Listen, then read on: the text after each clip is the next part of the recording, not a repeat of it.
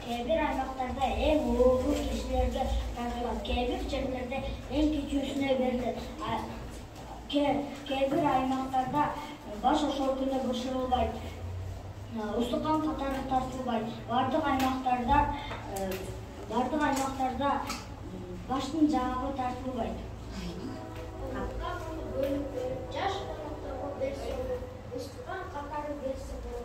Ал улуулугу боюнча кандиликтен кийин келип, эркекке да аялга да тартыла берет.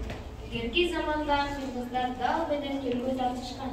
Кийинки жылдын аба ырайын жана менин түшүмдү алдын ала айтышкан. Умурчак койдун эң маанилүү бөлүгү болуп эсептелет. Умурчакты улуу аялдарга байгечеге жана кудагыйга тартышат. Омуртка сыяктуу эле кабыргага дароо өз-өзүнчө устукан катары берсе болот. Бул тирикмет өтө даамдуу болгон менен көпчүлүк устукан ташпайт. Эгер ал болсо үйүнө эсеги жайла же сумки кийинип берген.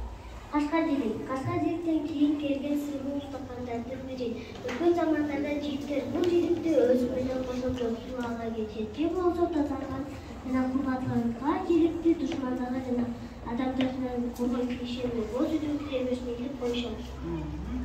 Кыздарга же кыздарга арналган устукан акелер төштү турмушка чыккан кыздардын үйүнө чийки же бышкан түрлөрдө иштешин.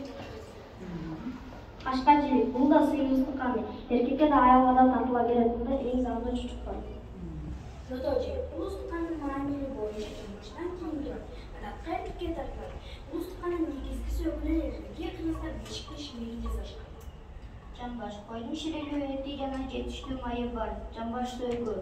Бул сыйлуу устукан аны башталгандан кийинки эң урматтуу конокко тартышат. Бул эркек да аял да болушу ыктымал. Азаматсыз турла.